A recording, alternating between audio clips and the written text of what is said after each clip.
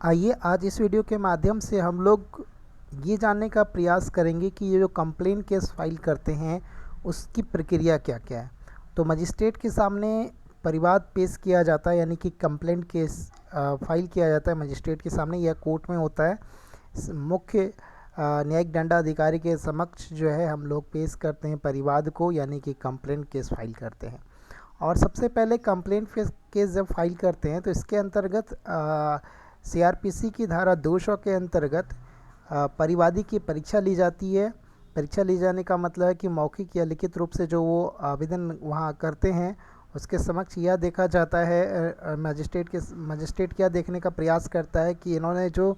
दाखिल किया है परिवाद यह कितना हद तक सही है, क्या है इसके बारे में। जब उनको लगता है कि ये सही है, उसके बाद फिर क्या होगा, फिर संज्ञान लिया जाता है। जैसे मान लीजिए कि किसी भी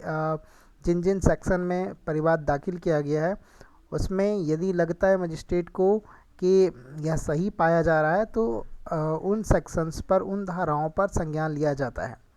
ठीक है। अब यदि कुछ ऐसे मामले हो जाते हैं जिसमें कि संज्ञान लेने से पहले कुछ और भी बातें स्पष्ट होनी चाहिए, कुछ ऐसी प्रक्रियाएं होती हैं जिसमें कि ऐसा लगता है कि पर्याप्त साक्ष्य नहीं है, या ऐसा लगता है कि यहाँ पर जो हमारे सामने में ये एविडेंस लेकर के आया है उसमें मौखिक रूप से बोल रहा है, लिखित रूप से परिवाद को दाखिल नहीं किया है, तो वहाँ पर कुछ उचित निर्देश दे सकते हैं और उचित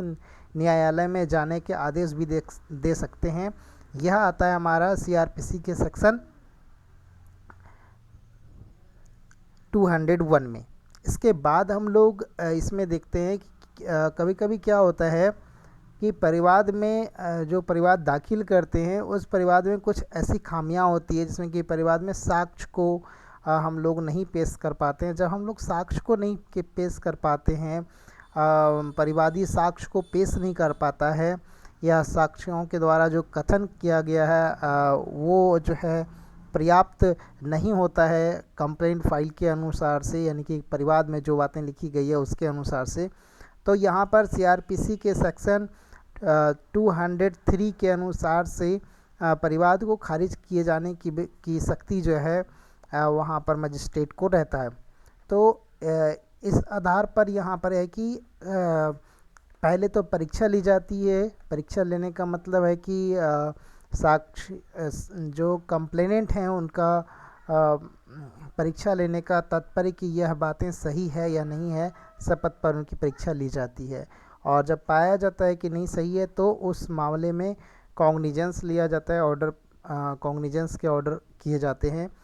कि इस सेक्शन में जो है कॉग्निजेंस लिया गया है। और उसके बाद जो उसमें अभियुक्त, जिनका नामित अभियुक्त हैं, उन सभी को नोटिस किया जाएगा और नोटिस किए जाने के बाद जो है वो न्यायालय के समक्ष अपेयर हों, वहाँ पर यह निर्देश दिया जाता है। ठीक है। अब कभी कभी क्या होता है कि कुछ ऐसे मामले होते हैं जिसमें कि परीक्षा के दौरान, यानी कि साक्षियों का जो परीक्षा लिया जाता है उसी के दौरान ही पता चल जाता है, लगता है कि मामला ऐसा है जिसके लिए जो है ना पुलिस जो है